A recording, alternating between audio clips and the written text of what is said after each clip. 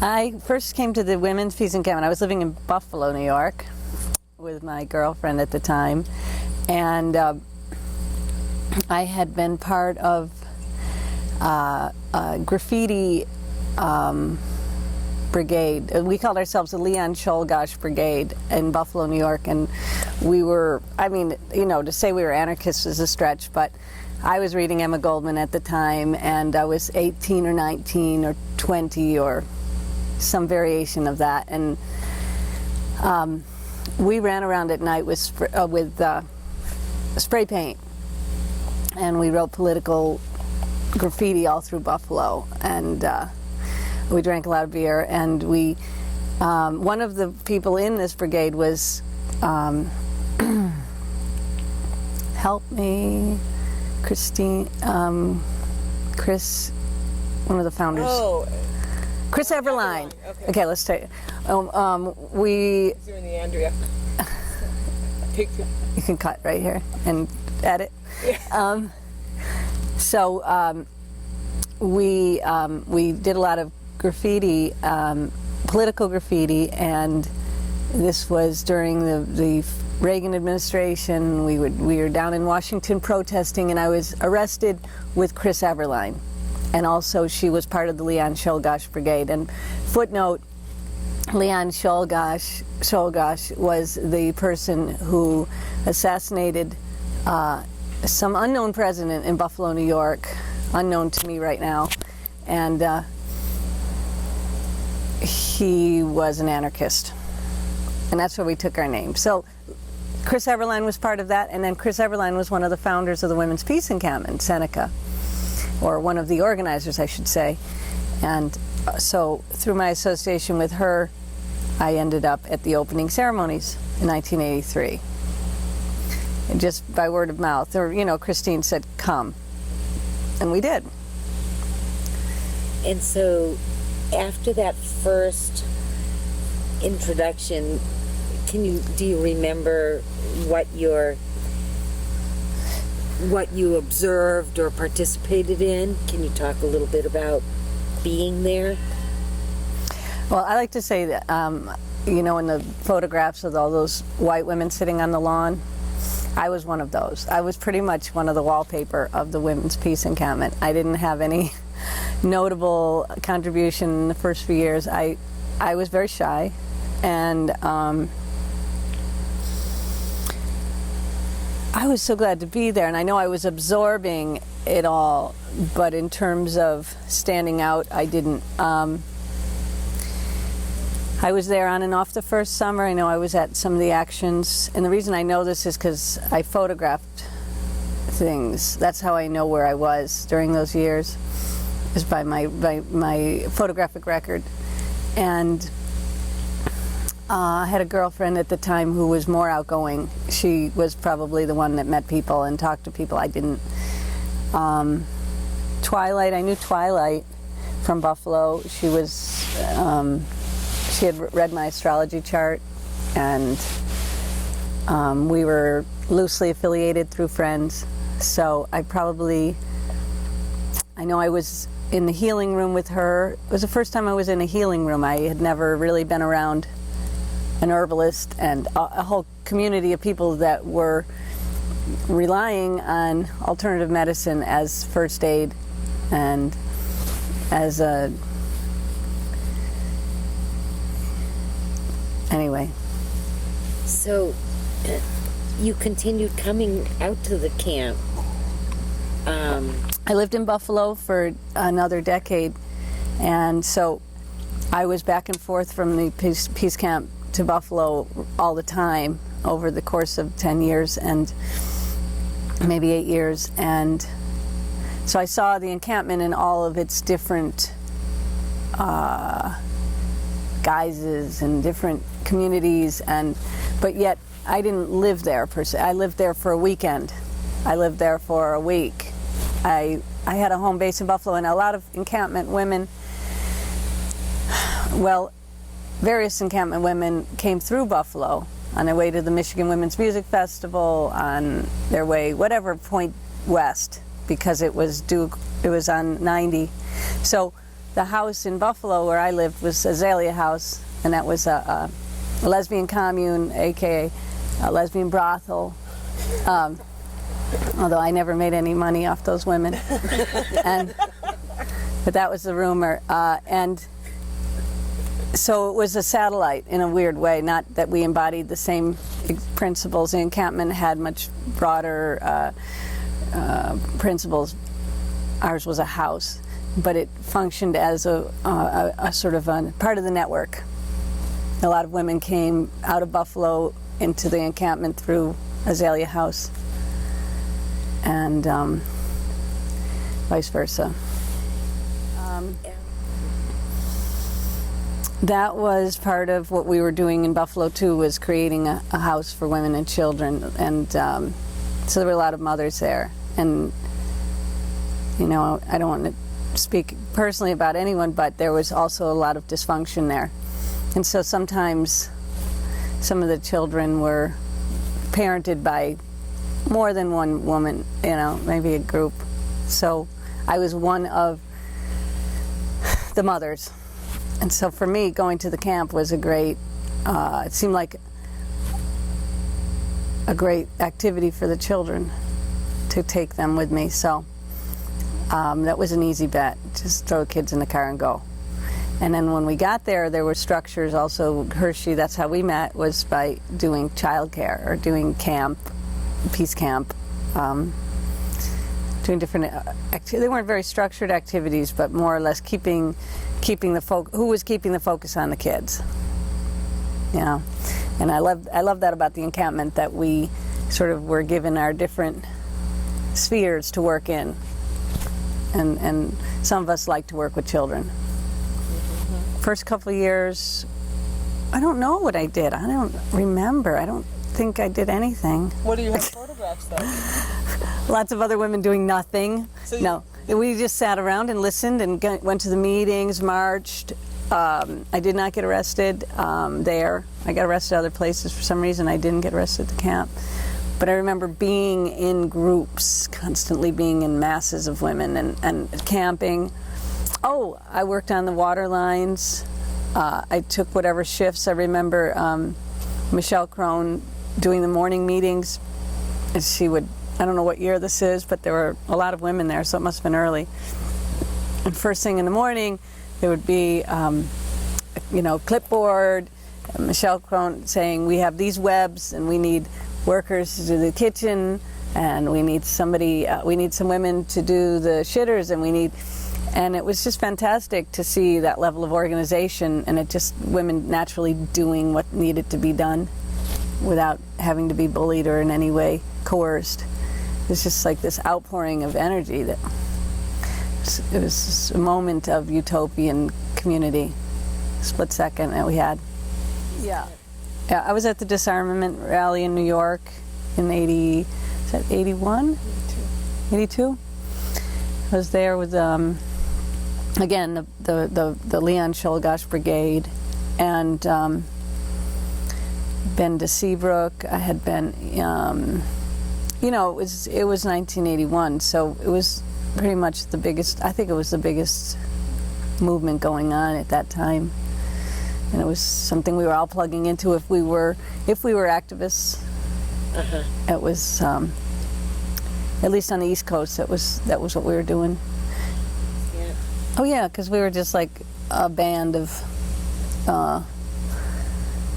Rainbow Warriors. I don't know what we were. We went because only some of us had cars, and it was just kind of, that was the whole energy of the time, like just mixing and matching all kinds of women and whoever was there at the moment. Well, we're going to the peace camp. Come on, let's go.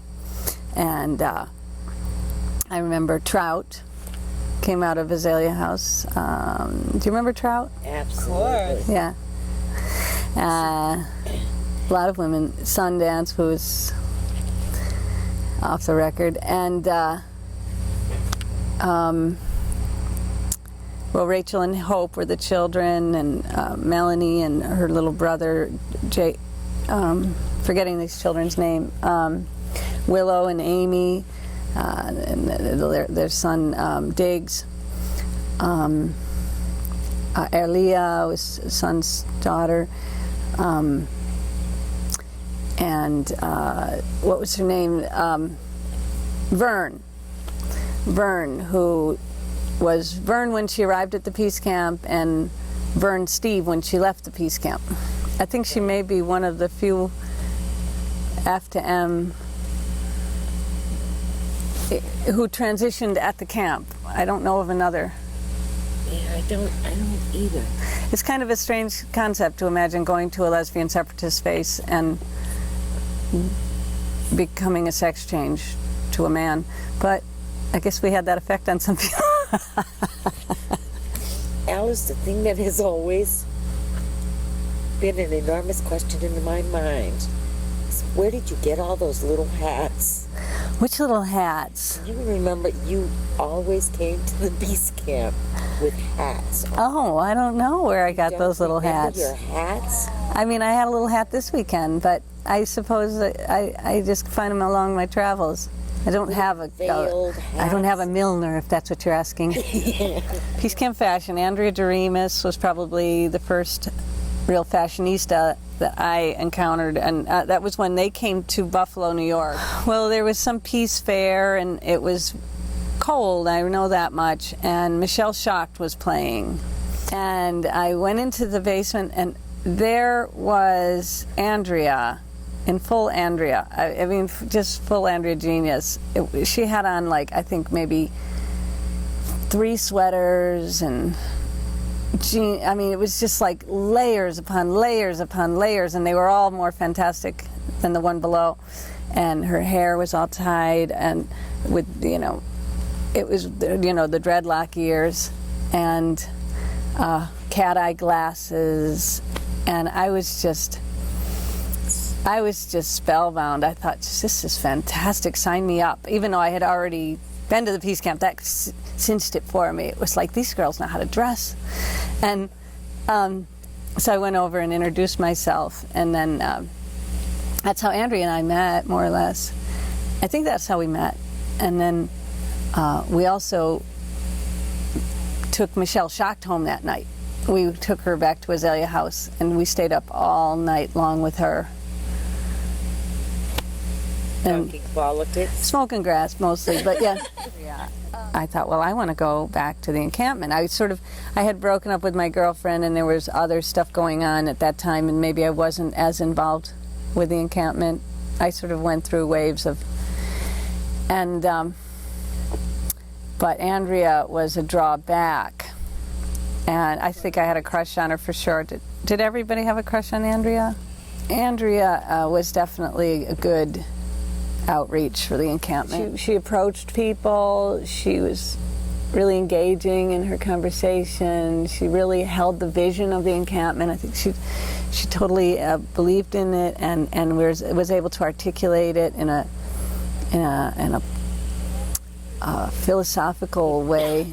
She had a big picture, and I was very attracted to that. So when I went back to the encampment, we were signing up for shifts, and I signed up for the security shift with Andrea, which meant that we got to sit in the Batmobile in Amazon Acres all night long, and it was just so fun. I just loved it. I mean, you know, it wasn't a makeout session, just for the record, but it was a very romantic night under the sky, and you know, just that kind of energy of peace camp where you could meet someone that quickly and that intensely, all in the course of just doing what needed to be done. You know, the work brought us together. The work gave us that point of engagement that we could then develop our friendships and relationships. And so for me, because I was so shy, that was very helpful to have the structured shifts and activities. Can you describe or explain Batmobile for folks that don't know? Batmobile, I don't know, what was it, a Ford? What was it? It was a Buick or Ford. It was an old car, 60s car that was parked out in the back field, and when there were more women on the land and maybe a heightened security concern, we took turns sitting out there all night and watching the the back, there was, well, our land was adjacent to the Army Depot land, so our back fence was their fence, and so it was a concern. There were pathways through the woods onto our land, so there was a concern that men or men would come and do maybe vandalize. Well, there had been vandalism at that time. The pipes were cut and the lines, and so we would watch. I don't know what we thought we would do if we actually were encountered an intruder. We had walkie-talkies, but none of us had any weapons, or I don't know what we would have done. Because of that nonviolence clause, none of us had weapons.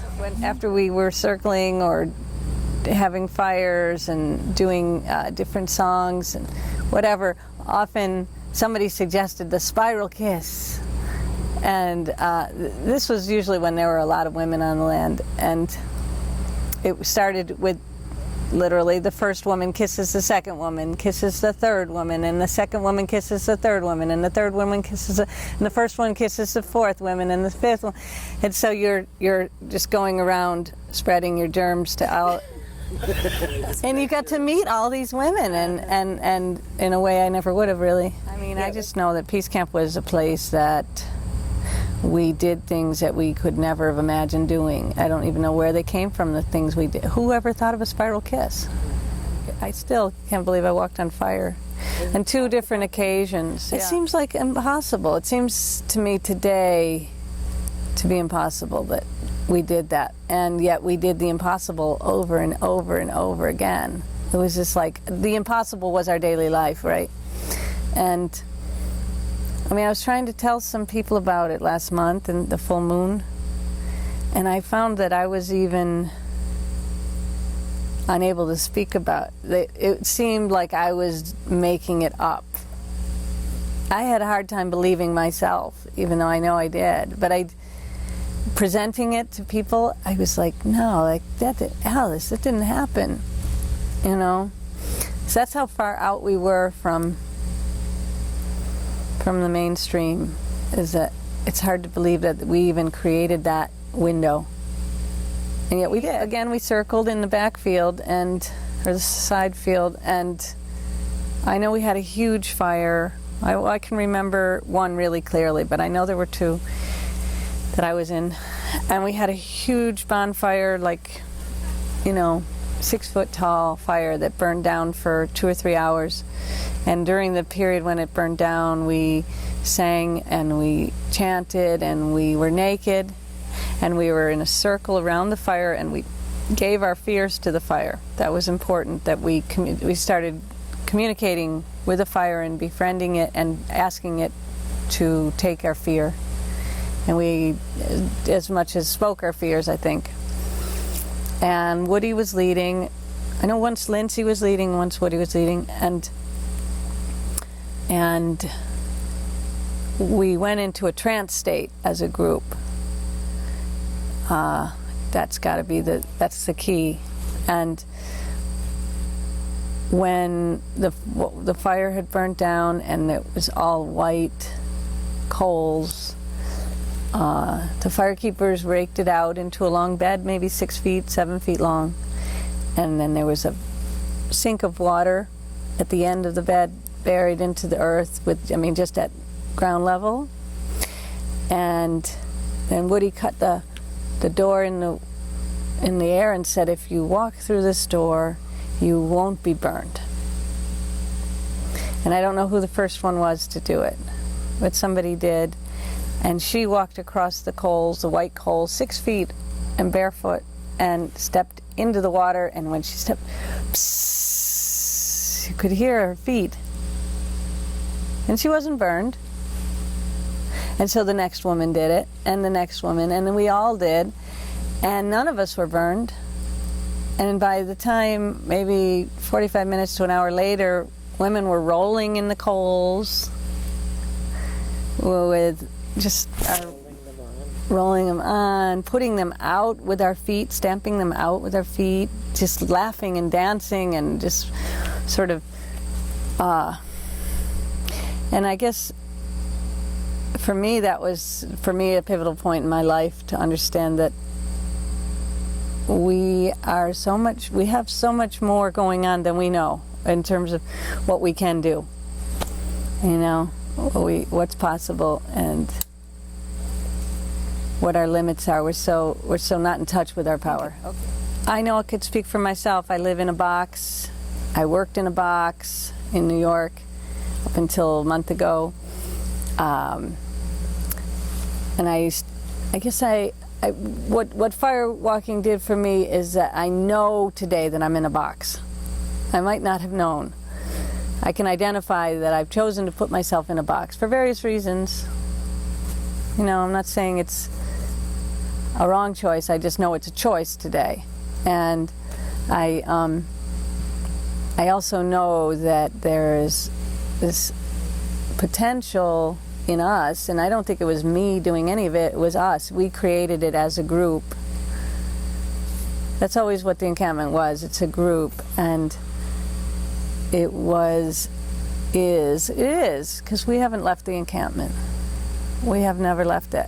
And we're creating it over and over and over. Here we are creating it right here. This is a group. And so with the power of the group is always stronger than an individual. And that's what we came together to do, is to make the impossible, right?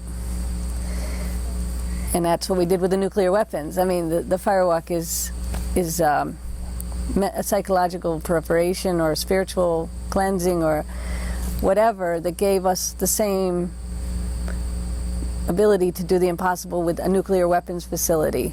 A bunch of unarmed women, no weapons, and here we are going up against the biggest, most powerful weapons on the planet and giving them a good run for their money. We fucked with them. Impossible. What we created, we can't uncreate it. It's in the world. It is history. It is our history. It's our personal history. It's the global history. And now it's part of the present. And the way we can come together, and I love it when I wake up in the morning, whenever I'm with Peace Camp women, and the first thing I see is a circle of women talking. It's always the gravitation is to the circle. And it's not true, for example, in my family. When I wake up in the morning, there's that one over in the corner reading a newspaper with a coffee, and this one's on the computer, and that one's on the phone, and there's barely an acknowledgement when I come into the room. They're all in their individualized states. But with Encampment, women always come together as a group and do a group activity, even if it's just conversation, which is fantastic. It doesn't matter what we talk about. It doesn't matter. It's just that we do that activity over and over again. Find the circle. And last night Louise said there's no campfire, but of course there was a campfire. There's 4 candles sitting in the middle of the room. There's just a natural way that we know to be with each other, and we know to create a circle.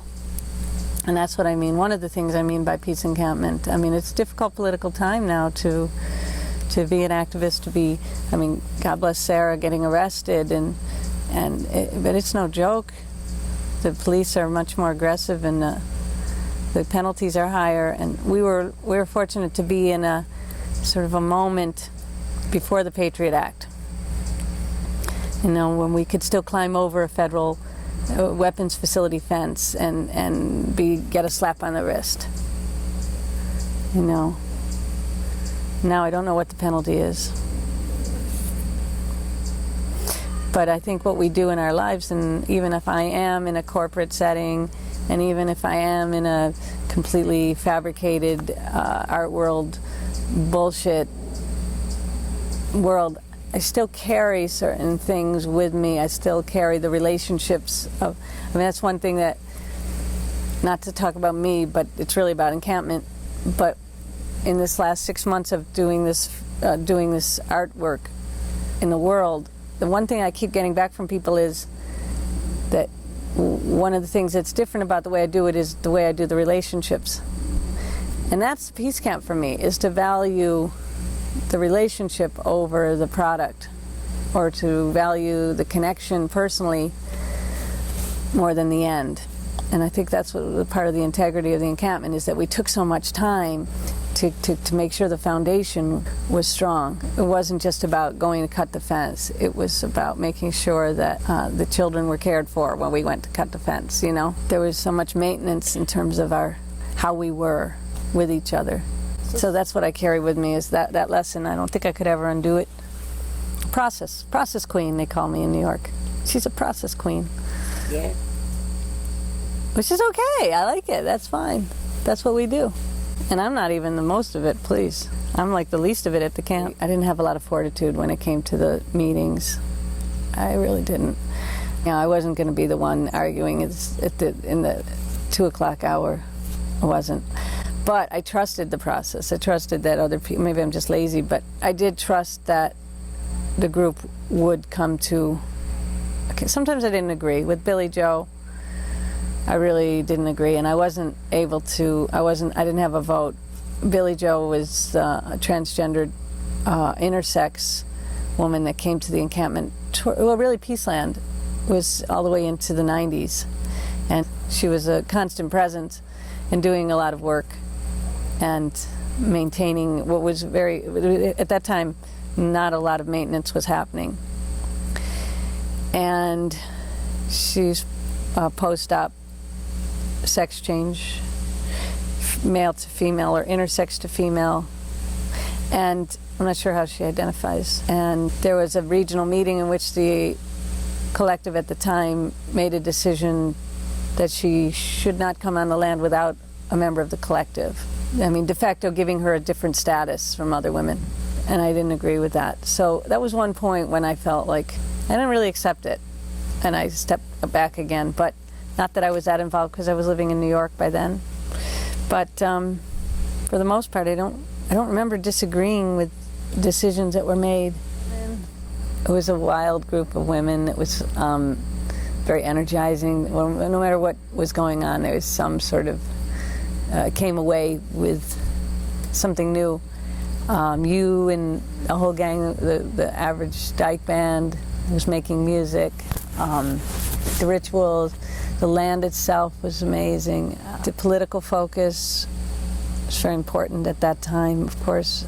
Just all the same things that took me there in the beginning. There was no difference, but it was a community for sure in the 80s. It was a more tight-knit community where you could really sort of deepen your relationships with people.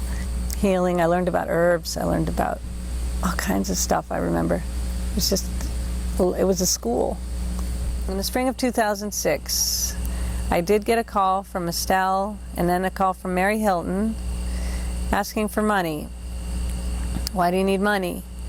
The taxes are behind. We're going to lose the land. We need hundreds of dollars to get out before March, and then we need thousands of dollars for the back bill. But if we could just get the first thing covered, we can worry about the second. Okay, I did send you a check, or somebody, Mary, sent Mary money, and I called Hershey, and Hershey kind of broke it down for me, that it was a bigger problem, and that it had been going on for years. And I hadn't really been involved for years, so I guess I could have guessed, just because the women that were maintaining the land didn't have resources. So it was only so long before that debt would accrue. And so then the land was sold at foreclosure, and we got that call. Well, I called my friend Yetta, who also had been a resident of Azalea House and who had spent time at the Women's Peace Encampment and who's an attorney in New York now. And we thought maybe we could have some legal recourse because they had done things in a less than transparent way. Seneca County had done certain small maneuvers that added up to the encampment women not being informed. And I researched the legal papers. We got Freedom of Information Act or whatever, and actually Mary Hilton did it. Mary Hilton went to the county courthouse and copied all the papers. And she sent them to me, and I put them all in digital format and sent them to Yetta. I think we wanted to try and save it. Yetta was going to help. And then we had our reunion at Twilight's house in July 2006. And Woody and Twilight and Estelle Jane Eyre, Aurora, Hershey, Estelle. Who else was there? Anybody? Laura. We're all there, and we had a long dialogue about what would we do if we did save the land? How would we care for it? Who had the energy to do that work? Because Yetta would have needed support from us in terms of all kinds of stuff. And I was working as a paralegal, so I actually could have done some of that support and done some of the legal administrative stuff. And I was okay with that. But what we realized in talking is that we didn't have the energy to fight for the camp back and then to figure out how to pay the bills and maintain the structures which were falling down and mow the lawn. In other words, when we really thought it through, we realized we would be right back where we were when we lost the land. It would have been the same thing over and over. And I think that was a hard moment for us to realize that that's where we were. And also, it was much more fun to blame Seneca County. It was like, they did this to us. Those shenanigans, and we found the loophole, and we have a legal argument, and that's all true. And we also had fallen behind in our responsibility to the land. Not you personally, Estelle. I don't mean it that way. I wasn't there. Right. We were not caretaking our land. No, I think it was its time, and it's sad because land is a valuable asset, and it would be something that we did lose tangibly.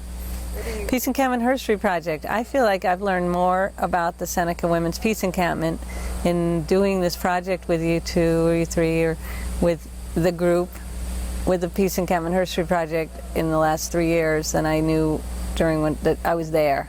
It's been an amazing overview of. It's a way that we can catalog the experience, which, like, it's not over. It's still not over. But for Herstory's sake, for academic, for the next generation of women and children, really, that are coming into this world, it's something that I think we need to be able to hand them. We need to be able to package it in a way that can be easily transferred and understood. And I see that as what this project is in some way distilling and maybe even for ourselves understanding what we did. Because when we were doing it, we couldn't really step back. We were just doing it. And now we have the beauty of time to sort of let it settle and see what comes to the surface. And all the voices, all the women that we've met, what an incredible network. We've re-stimulated this network too. In our maturity, we've been able to come back together and create something again. Also, I think it's us coming into the world. It's Peace Camp, coming off of the land and going into the world. We're in the internet, we're in university, we're digital, we're multimedia, we're harnessing the culture in a way that we really didn't want to do back then. We were outside of the culture. That was part of what we were doing, is we were stepping out and saying we're creating our own world and our own systems and our own values, and we're not outside of the culture, because I honestly couldn't be, but we were in reaction to the dominant culture. We were very much in opposition and defining ourselves in opposition. And the Peace Encampment Herstory project is about like the same women trying to understand how to take the tools of the dominant culture and use communication, basically. Learning how to harness these tools of communication to put this message back out. And do it in a sort of institutionalized way, you know, like figure out how to edit, figure out how to make it digestible to the masses, and the masses may be, you know, young people, scholars, ourselves, our sisters that we were there with. It's been a great way to sort of give back to the community of women. It's when we made the DVD, that was who we were talking to. Our first cut is us talking to women who were at the camp. And that's why it's a little bit hard for others to, like my mother watched it and she loved it, but at the end she said, "What were you doing?" You know, and I mean, which also calls into question just my relationship with my mom. Like 10 years I was there, but that's separate. But she really didn't get the point from watching the video what we did. There was a lot of visuals and, you know, symbols and this and that, but she couldn't ground it in the time, the place, and the historical sequence. It wasn't literal. So it doesn't work exactly as a teaching tool in that regard, but it's a fantastic sort of marker for the women that do know what we were doing and why we were there, and we see ourselves. Okay, so Wait, you're attacked. Can you do a test? You can go there. The cord is long enough if you want to go to the camera. You want me to stop it and replay it? I'm not going to do that. Come on. Wow, I like it. We have someone with balls on our team. It's not just Estelle and Hershey fucking pushovers. You heard Sita. She said no. What? This is not the Hershey. Got my contract. I know and love. He's like, wait. Oh, we don't need this. You don't understand. Alice is all about image. You can go check it, honey. I'm sorry, Sita hurt your feelings. All about presentation. No, I'm not all about, but Pretty much. to the little tiny, in the context of Peace Camp. 3/4 from the top, you are. All right, let's see the sound in. We've got the little hunky punkies plugged in. Just tell me. So, Alice, how did you first get connected to the Peace Camp? So, Estelle, how did you end up on my lemonade? Oh, geez, I need one. Okay, from the top. Just kidding. Okay, vest or no? Wait, but the mic's not the best? So. Fuck the mic. It's all Fuck the wardrobe. mic. I think without the vest, because you can't really see it, pick it up out of the black anyway. I still hear it pretty good. Yeah, it's a good mic, so let's come in underneath. Come right here. No, you want to have it by your hand though? If I come underneath, then your hand doesn't fuck with it. But we can go there. We can't go there because it's not sturdy enough. There we go. Okay, so wind it away from her, close to her body and behind her. Okay, Estelle, let me just tell you from the beginning, I have Wait, terrible... vest or not? You can wear that. It looks better on you. Okay, good. Just tell me if I have food in my teeth, please. God, you're cute, Alice. I could almost forgive you all of your mini Mini-series? Now, will you do the Swimming Women song that you did for me? Okay. I need to tell you. If it wasn't for the women, we would not be swimming. Swimming, we would not be joyful. Right. I think that the intention was with walkie-talkies that you would, and there were whistles. Whistles. Right. That women would come and would circle an intruder and move them off the land. Okay. And I'm glad you're telling me because I don't think we knew what we I would think you have did done. At the time. Andrea probably knew. Because of that nonviolence. Shut up. So when you said the first couple of years you were a wallflower and you didn't contribute, were you? I said wallpaper. When you were at Walmart the first year? Now, what brings me here today? Are we on? No, you're going to do the whole thing. Estella, talk you through it. Name, rank, and serial number. I've been here. You could just say who you are, where we are, and what the date is. You're asking me all these detailed questions I can't answer. What day is today, The folks? 14th. Anything else? Nothing more. Energy level. Do you want out of here? You want to be excused? Or? Out of the Peace Encampment Herstory project. This is my walking papers. Let's don't do the swimming song again. But are you going to talk some more? No, We can't ask nothing you more to say. I don't have anything else to say. Alice, Estelle, do you have anything to say? No, I think we might be done. Do you have more? Done, done, done. It's a done deal. Thanks, Alice. Wait a minute, they're talking. Are we on or not? Yeah, we are. Okay. We're not listening to you, but that's probably going to be true throughout the interview. Alice, Go ahead, slap her, Alice. could you guys just leave the camera there and move back? Focus on the set, please. That's right. And Hershey is showing me how Let's take it from the top. Okay, let's erase that. to get this on. Okay.